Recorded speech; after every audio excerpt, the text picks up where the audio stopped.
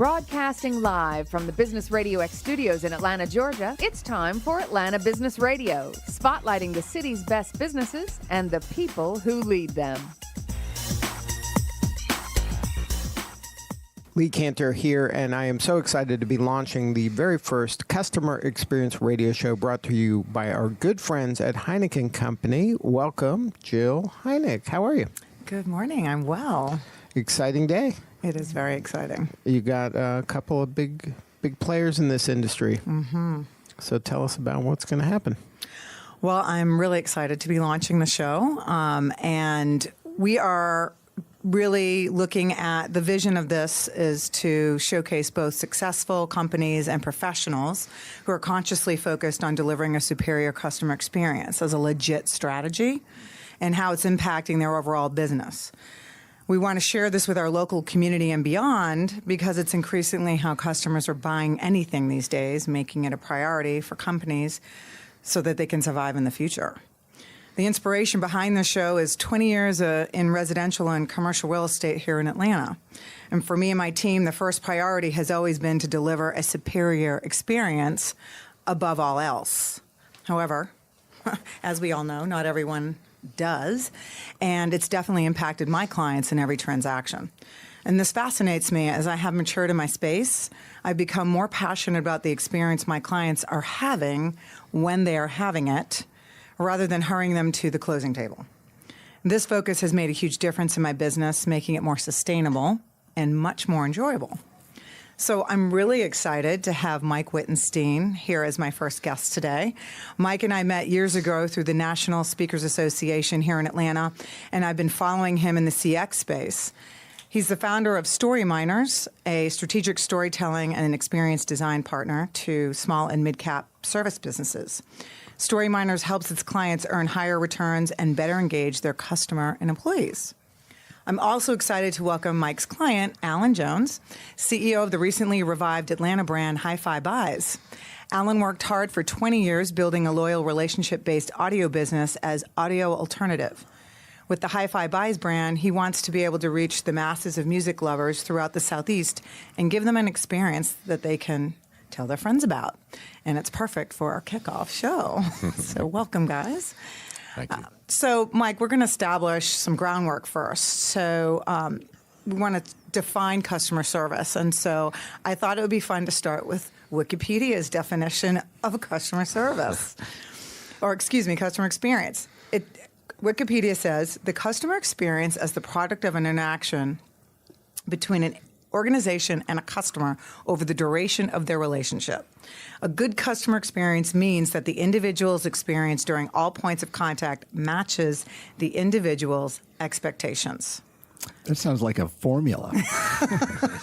So I do think that that's where the rubber meets the road, with the expectations matching the experience. So how do you respond to that? I'm going to jump in on two things. First of all, you said customer service. And I know. That's what most people think of. But the customer service department is where the problem customers go, isn't it? I can't help you out here at the register, but you can go to customer service and take that out. Exactly. That means the business isn't designed to really serve customers' expectations. They have to work around it. Right. Which isn't so good. And that definition is okay. There are a lot of good definitions out there.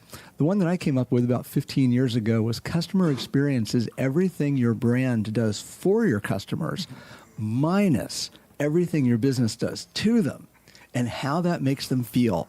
Without the emotional component, it's not an experience. It's just a service. Right.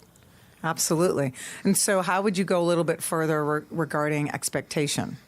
You know, a lot of people talk about customer satisfaction, and they think that's the goal. But I wish you could, all listening right now could see me, because I'm crouched on the floor and I'm holding my hand right above the floor, because satisfaction is the very least that customers will tolerate before they flee your business.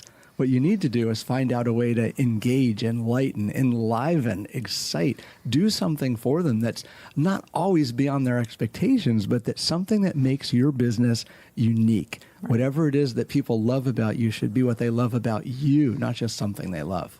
Exactly. And so how are we doing that at HiFi Buys, Alan? I would say the one thing that I had a conversation with Mike about 5.5, 6 years ago, and it's something that really stuck in my head, and it was, if you can give your customers an experience that they will tell someone else about, that's how you really get them engaged. And I think that how we do that is from even while we're in outreach to the customer, as well as when they come in the door, how they actually get treated in every single step of the way. In other words, let's don't talk about what they're there for. Let's just have a great experience with them, share some music with them, have them share some music with you, and be able to really engage with them in a way that they don't expect. And I think that's what makes people respond, come back, and engage. Right. So that brings us back to kind of exceeding expectations, and that's where the experience really shines. So can you walk us through an experience I would have at HiFi Buys? Yes, but it's more difficult without you there. Right. I think Mike has shared this experience and even brought some friends back to share it. But when you come in the door, you will be welcomed, easily, friendly, approached, and said welcome. And to give them a tour of the store, to be able to show them, we have a little museum in the store that actually shows stuff from about the 1920s to present, even some of my own personal things, like my first CD player I bought in '83, which is kind of weird. I remember those. Even now it seems weird to show it to people, but and we've got an old JBL speaker in there, for Metrogon from the 50s, and a whole bunch of other things that I've owned, some Macintosh stuff and that kind of thing as well. But I think the thing that I love the most out of that is we come into a store with certain expectations. What we want to do is, to a degree, is break down those expectations and show them that there's something much greater and bigger here than they even realize. And by giving a nice warm greeting, doing a tour, showing them through a museum, helping them realize that we're more than just trying to put something in their trunk. And so through that, and then we get into some of the rooms with where we're able to share music. And I think we do music in such a way that is so great that almost no one ever expects. And so when you actually come into the store and you actually have that experience and you get to hear music in that way, which is what happened to me 35 years ago, and I wound up working for the store 2 days later, and then, well, here I am. So, yes, it had an effect on me. But I think that the biggest thing is to give that entire experience so that when they leave, we ask people a lot of times, if you've had a great experience, would you mind, putting something out there, publicly or whatever, about your experience? And you can see from the reviews and things that we have all the way across the board that we do a really nice job with that. And how has things been? Has the store been in Buckhead for you in terms of making any changes in your customer experience strategy? Well, yes. I think one of the things that I've looked at more than most things is that I'm going to back up. Sorry. I think that our customer clientele has changed a little bit. When we were out in Lilburn as Audio Alternative, I think one of the things that happened, people would drive to Lilburn, and it wasn't, even though we were a destination, it wasn't that great of a destination. There wasn't a lot else to do, and people would say, hey, buddy, why don't you come with me and let's go to Audio Alternative and shop for some stereo and we'll go have a beer somewhere. But there wasn't anywhere to have a beer. So what you end up finding is within Buckhead, what was great is the destination's greater. So, yes, it has affected the traffic much greater. We have a lot of people that will come down just to kind of entertain themselves, which is great for us. I could not tell you how many folks come in and spend 2 to 5 hours in our store and have no idea they've spent that time until they look at their watch. But, yeah, I think it's been a great thing. Excellent. So so if I'm walking into HiFi Buys and my first thing is, I'm being greeted, what's the next step? So I'm looking for a surround sound system for my home theater. What's the next step? I think one of the things that we do is we try and sit down and have a fairly relaxed conversation with you and find out, what is it you really like? Because a lot of times what we find is that what the world is telling you want and what you actually want are two different things.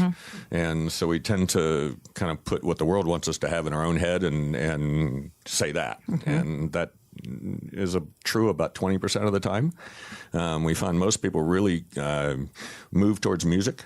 And we also find that there are greater differences to be able to found in products in music. And a lot of people are kind of slated to the degree that these products are made for home theater and these products are made for stereo. Well, I have a real simple answer to that, and that is that a speaker doesn't know what it's playing. It's either reproducing sound properly or it's not. So I think the thing that ends up happening is that, when we can sit down and listen to some music, it relaxes them a bit, allows them to kind of start to, okay, maybe I don't want exactly what I was thinking, and I need to maybe go to a different thought in this. And a lot of times we have folks that will come in and they will have something very much in mind as to what they want. They also will take a day or two after their visit to come back and kind of say something differently about what they want. And I think that's really what we're trying to get to. Because you're helping them see what it is they want by experiencing.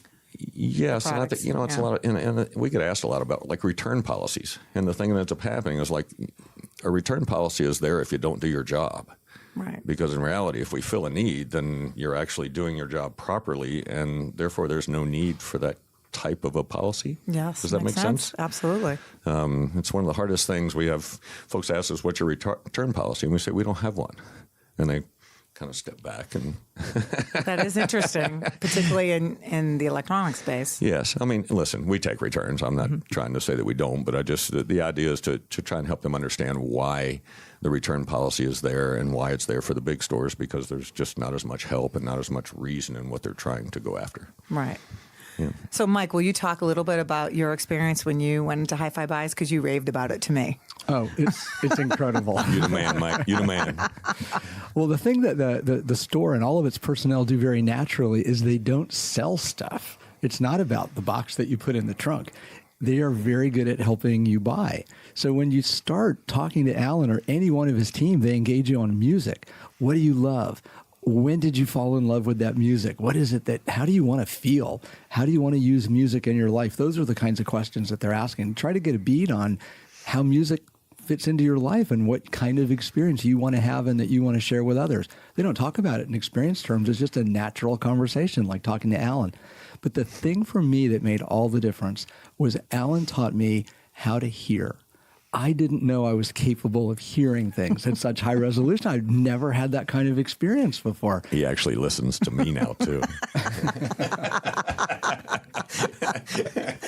It's a good thing. Yeah. So when Alan told me to sit down, I was in this nice big room with a comfy sofa. He said, no, here, sit in the middle of the sofa. Now look this way, just like look at these big speaker things and close your eyes. And he played this music. I don't even remember what the music was, but I do remember that I could tell where the fingers on the bass player were and where the vocals were coming from within an inch. I knew exactly where it was almost like the sound was in me, and I'd never had that kind of experience. Then he explained this amplifier, that speaker, this special rack, these special cables and things like that. There's a real science and an art to it, but it all starts with how you feel. Exactly. What else can we talk about with this experience that you have had and that ties in with, today with your customers walking out of the Buckhead store? What are they writing online about their experience as it ties into this? I think that, it always comes up that music first. I think it also talks about the people and the I guess, just David, Chris, Mike, Tom, all these guys work extraordinarily hard at the store to make sure that when people walk in that there is care shown towards them. And I think one of the biggest things that happens is that, like Mike said, it's, you start off with the music, you get into other things as you kind of relax the customer. I think it's all really about, kind of the total HiFi Buys experience. And, that is actually written down on several pages in a lot of different ways. But the thing that ends up happening is that we all love music and we're all passionate. Our culture is basically to be a performance-oriented, fun, and easy place to work with. And you end up finding that, performance is one of those things that's kind of lost out there a little bit in the commodities world today. And I think most definitely what I see is in a lot of automation, which is kind of the big thing in home building today, what I see is an awful lot of products that are automated but don't really have any performance. So we've spent a lot of dollars to operate products that don't perform. And it just doesn't make any sense to me. And I've even gone to the Street of Dreams and that kind of thing, where they have these amazing rooms, and then you see this $1,100 receiver and these kind of clumsy little speakers, and they make surround sound, but what did we really get from that? And I think the idea is that I have always worked from a thing that I call brain pressure, and I explained this to Mike at one point. And we have all been in a room where we go, oh my gosh, if you don't turn that down so I can think, it just drives you nuts. And you end up finding that fidelity is something that actually brings the brain pressure down so that you can actually have a fullness and a richness, and it can actually make a room or a home feel better. And that is about the experience. And, our tagline at HiFi Buys is get the experience. And we very much believe it. We know that we have the experience from our end to be able to take care of folks. And, we're very confident of that. And I think we lead ourselves from that place. Hey, Alan, tell them about the new headphone experience that you're working on. Oh, gosh. I'm terribly excited about it. It's been a little more trouble than I thought it would be and taken a little longer than I thought it would. But that's the case with just about anything I do. So it is. We are really excited about being able to. We have not found any place in town that has enough headphones, headphone amplifiers, DACs, those kind of things. In other words, I'm wearing a set of headphones right now. A lot of people that wear headphones own 4 or 5 pairs of them. We find that most of them are streaming. They're streaming compressed music. They're doing it without amps, without DACs. They're doing it straight out of their phone. We find that about 80% of them are not doing it properly. And so with a little bit of education and, quite honestly, the idea of, wow, this is how headphones can sound, I think people would do things in a very different way. And we're real excited about it. We, unfortunately, have a little table out there with about 8 sets of headphones right now, but we're going to be at about 20 sets of headphones once we have the headphone bar made.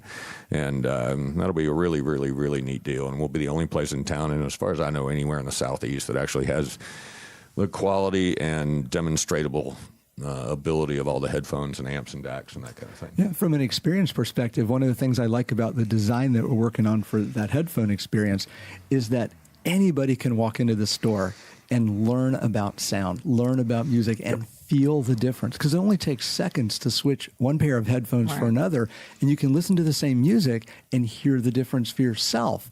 And it's not the same for every person because our senses are ours. They're nobody else's, and we all process things a little differently. And we all have preferences. So at this headphone bar going left to right, up to down, you can kind of see what's the best match between the kind of sound I like, the kind of music I like to play, the experience I want to have, and the money I want to spend. And by the way, Alan, what is a DAC? It's a question I get asked a lot. It is a digital to analog converter. So if you take anything that you listen to is listened to in analog, and anything that is delivered from the internet comes from your phone, is on a disc, or anything along that lines is digital. So somehow it has to get from digital to analog. So that is called a digital to analog converter. And what does that look like? Wow. It's one of those tiny little pieces inside this phone. Okay. So your phone has one. You end up finding your car has one. Your TV has one because you get digital content from the Comcast or whatever. Right. I shouldn't, I guess, be naming other names, but sorry. Do I have to pay the kitty there? But what you end up finding is that just about everything today is delivered digitally, and whether it's video or audio and that kind of thing, we have to actually convert it so that we can hear it and see it.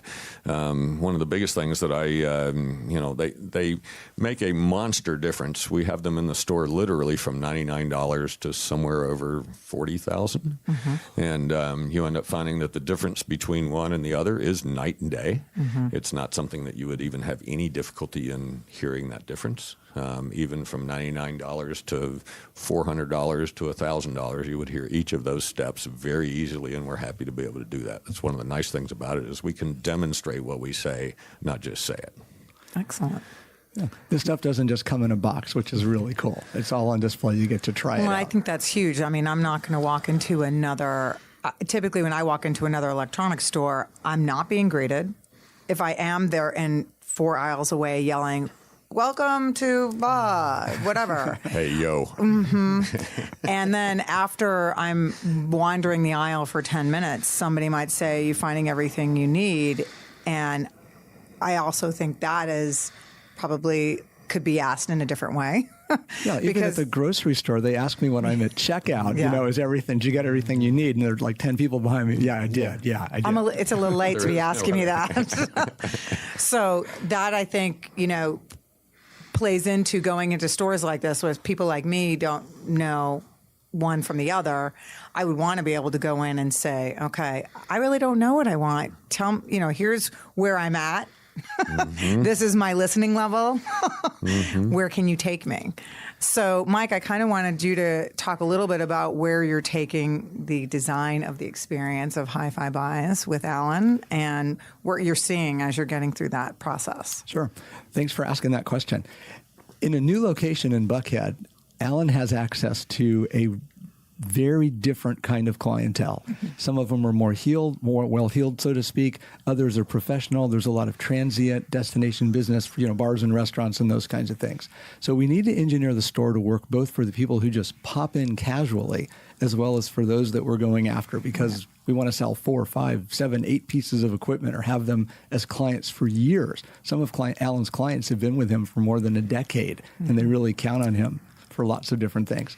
So we're working with public relations right now. We're really pushing on the social media, upgrading the website, changing the experience in the store so that anyone can deliver the experience that Alan delivers. Now, nobody's going to do it as well as Alan because he's got all this experience, but you should be able to walk in any time of day and get the HiFi Buys experience, which will help you. It will surprise you. You talked about going beyond expectations. Let's talk about experience design.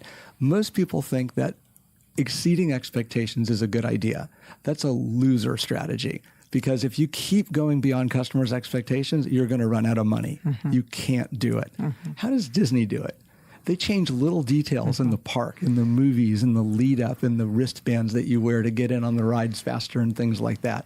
So at HiFi Buys, the notion is to surprise people with what they've already got between their ears. You can hear better. You can enjoy more. That's the big ta-da. And putting that in the format of an experience that people can have, whether they've got 5 minutes or 5 hours, is cool. So we'll be adding scheduling. We'll be adding lots of other little details in terms of the way the store is laid out to make it easier to shop, make it easier to teach, and make it easier to enjoy, including lots of after-hours events. I was just going to ask you about that. So when your headphone bar is ready to roll, and when you roll it out, will you be doing kind of like a launch party and inviting past customers and the general public to come hang out and listen? Will you have guests, like pop-in surprise guests? We have several events throughout the year, and I think one of the things that we do so very well is having events from manufacturers in and that kind of thing as well. We have had some very special guests come in and that kind of thing. Actually, Jill came in and I got to play music with her for about an hour one time, and that was really awesome. Yeah, she was extremely sweet. I think one of the things with the headphones is when we do events, we need to plan for them up front so that we can make sure that we have a proper turnout and also do a great job with it. Okay, and I think one of the biggest things that on the headphones is it will be a surprise to everyone in our ability to kind of reach them and the amount of people that we can actually do at one time. We've actually, when we kind of set up the table and just put 8 headphones out, it's amazing the conversations that we've already had with people and their interest in it. And I think the experience that they'll end up getting, because we'll be going from something from about $99 in a pair of headphones all the way to about $4,000 in a pair of headphones. And some of the DACs and the headphone amps will be in the could be from about a $200 area to about $14,000, and you'll be amazed at the difference and again what each of those products can provide. And headphones are very personable, so we're even going to have a couple of mirrors so that when you put on a pair of headphones, you can actually see what you look like with them on. Hopefully, you're looking cool. Yeah. that is the hope. Yes. Now, Mike, can you share a little bit, and Alan, maybe you talk about this as well. At the beginning of this, and you're going to have this store, what were those conversations when you were kind of creating this in your mind of what you would like it to be, just so that our listeners who are out there and thinking about doing this themselves or launching something, so what were some of the, in your head, I would love it to be this, and then it end up being, something maybe different. You iterated, and then once you had it out there, then I'm sure you iterated again, right? Well, I think, when I look at, whether it be the headphone thing or the store design itself, one of the things you mentioned was aisles when you were out shopping. And we don't really have aisles in the store, and it was done intentionally that way. And I think, with the headphone experience, it was, we sit back and try and think about all the people that we know that own headphones, ask them questions, trying to determine what it is that they want, what would they like to see. We have, I couldn't tell you how many, thousands of customers that actually own headphones. So there's a huge pool of people for us to be able to kind of garner that information from. And obviously I gather that information, talk to Mike, write as much of it as I possibly can down. Then we started the design of the actual headphone bar and how we wanted it to look, how we didn't want it to look like a mess, because headphones, a whole bunch of them, can really get quite crazy. So we've got it designed to where it should be able to be a nice, clean, neat look. Again, we'll probably take one last morph after we get it in to, kind of finalize any of the little things that we have in it. But, we want to be able to go from one place to the next, to the next, to the next, and allow people to go from one experience to another experience to another experience so that they can actually see, okay, this is what's capable, okay, without me having to constantly guide them through that experience as well. Right. Like there's a saying, even if you're not branding, you're branding, right? So it's the same with customer experience. Even if you're not trying to be mindful about customer experience, the customers are still having an experience, right? Everybody has one. It's a question of whether you take ownership of it or not. You can use it for your and your customer's advantage. I want to take that question back in time years ago when I first met Alan. He'd already been in business for a long time. But I remember that very first tour. I had to step over boxes and move around things and go into cubby holes in this old building. It was an amazing place. Amazing is a euphemism. But that was the experience. That was the experience. But what shined so much was Alan's ability to help me understand how to appreciate sound and music more. And he did not grate against me in any way as a sales guy. He wasn't selling. He was helping. He was teaching. So he brought that into the new store, and the entire design, there's not one aisle. There's no rack of merchandise other than a few albums and some cables. Everything else is experiential. All the stuff is put into place, and it's organized by different systems.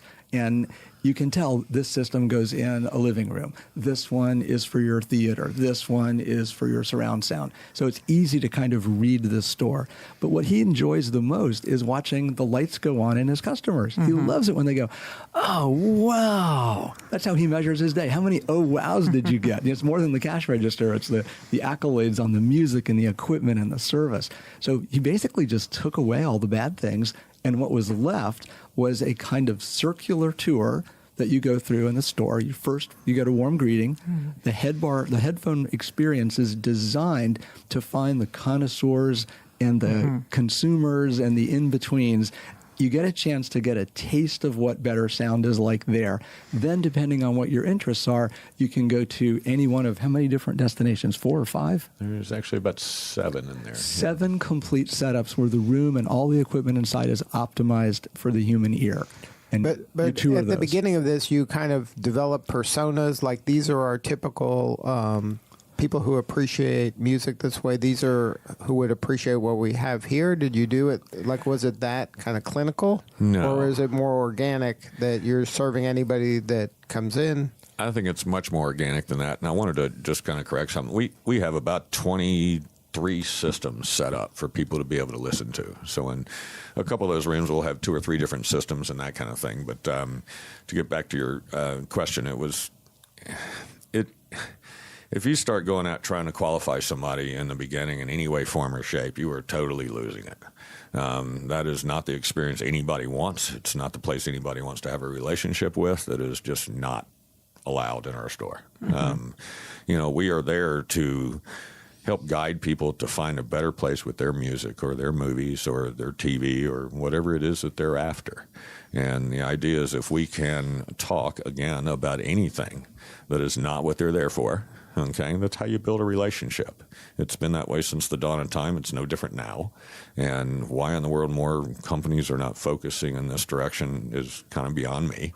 I think one of the things Mike has really helped me realize is that it's not products. It's even though we have to have an exceptional ability with products, we have to have an exceptional ability to work with them. What we really need, though, is an exceptional relationship with everybody that walks in our door. And that's what we try and make sure that we focus on and create.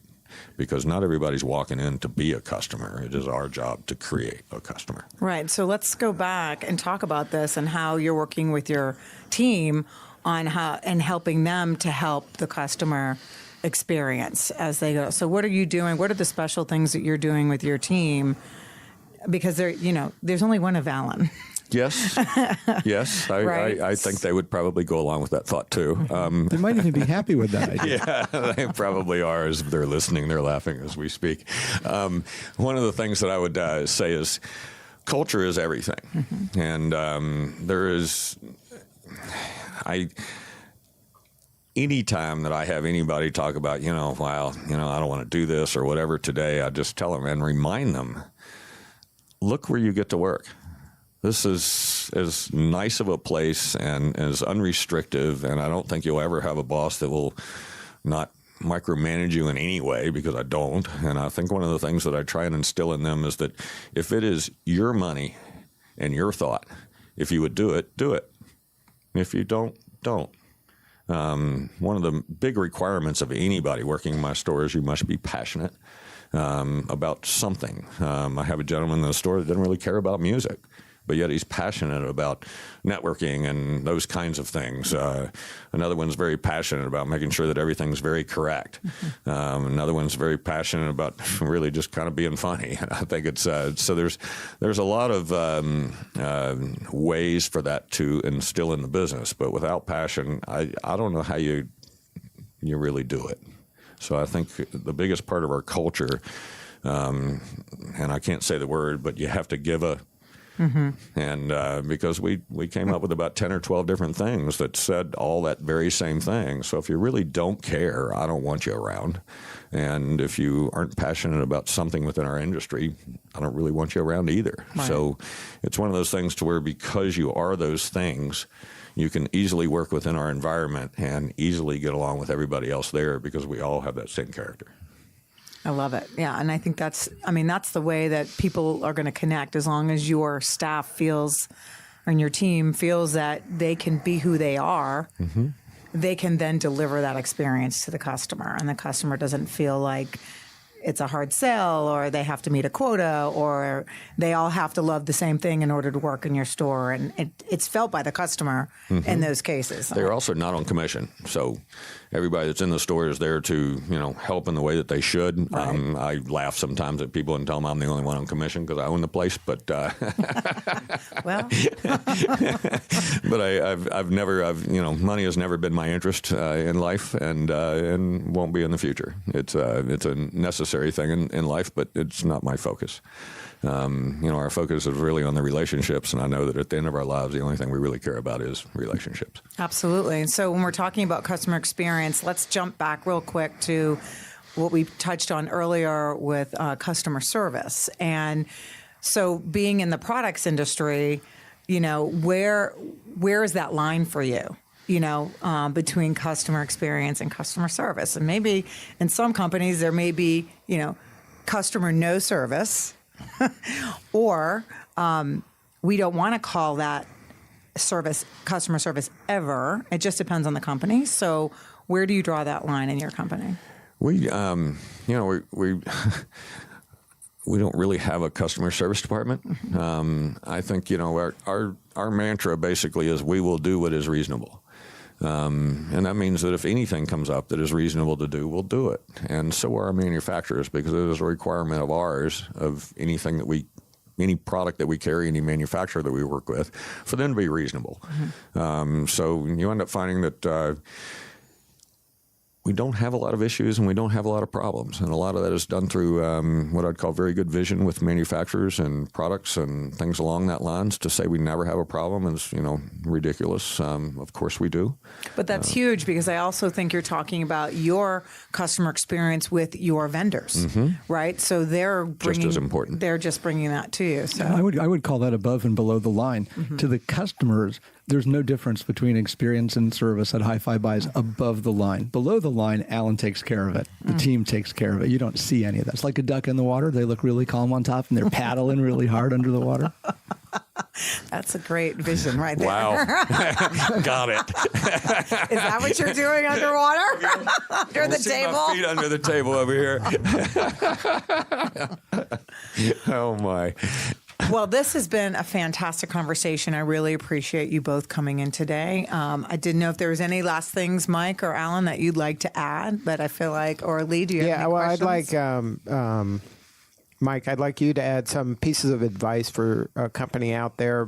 Maybe they are new and then they want to launch and they want to do this right, or they're maybe struggling or have plateaued and they want to up their game. Okay. The best advice is the oldest advice, which is to get out there and see what your customer sees. You've got to walk the store, walk around in the warehouse, talk to the employees that your customer sees, call into the call center, buy something online, see if you can return it in the store if it's retail. If it's a hospital, you can't check yourself in, but you can still check the hospital out. So see the world from your customer's perspective and keep your mind open. You've got to be listening all the time for customers' unmet needs, because that's where you can use experience to define something new in the marketplace that draws attention and draws new business. The next thing is you can't be afraid to experiment.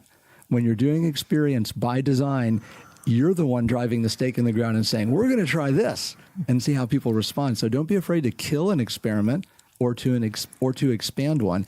So the bottom line is listen, and the other part of it is do something. Take action. If you're not doing anything, nothing works. And like Alan's store, I mean, they're already on the third version, if you will, of their brand new store and bucket. It's only 3 years old, but it's an evolution. It's not a thing. It's not a decision. And it's fluid, right? It's always going to be evolving. Because customers' needs are evolving. Competitors change how they work. And most brands, this is what's so hard in business these days. You go to one store or one business and you love the way they do something, you expect every other brand that serves you to do it as well. Right. The baseline for everyone's constantly going up. So, Yeah, and you think about how fast the world is evolving. And if you don't evolve with it, you're out. You're dead in the water. Quickly. Absolutely. So, Mike, if somebody wanted to learn more, what's the best way to get a hold of you? call me. No, you can go to I recommend it. What's your home address? I'll just drop by. See how good that customer experience is. Yeah, blood type and credit card numbers. Right. Yeah. Please look us up on the website at StoryMiners.com. StoryMiners. You will find the telephone number there. I do answer the phone. And then, Alan, if somebody wanted to go and check out the store? Shall we say it's HiFiBuys.com, but we would love to have you visit, get an amazing experience in the store. We promise that no matter what you expect, we will exceed those expectations by all means. Our experience is really, really one of a kind. And I also want to give a shout out to Mike at StoryMiners, and I could not recommend him enough. He's a very quick moving, effective mentor. I just can't imagine the places that I would not be today had it not been for him coming into my life several years ago. So anyway, thank you. Oh, thank you. That was very nice. Well, tell us exactly where the store is at. Oh, my apologies. Sometimes my mind does not exactly stay in a straight line. I hear you. All right, we are at in Buckhead at the corner of Peachtree and Grandview, 3157 Peachtree Road. And shall we say, come in, enjoy yourselves. We'd love to have you. And Jill, thanks for having this show. I think it's so cool that you're doing this because any business can be better with a better experience, and you're applying that in the real estate business. I'm loving it. This has been a fantastic conversation. And then going forward, we're going to be having more people who are kind of practicing what they preach in terms of customer experience. Mm-hmm. And then if any of the listeners know any guests that Jill should be interviewing that's not on her radar as of yet, please send them her way. Excellent. All right. Well, thank you so much for being part of the show, everybody. This is Lee Cantor for Jill Heineck. We will see you all next time on Customer Experience Radio.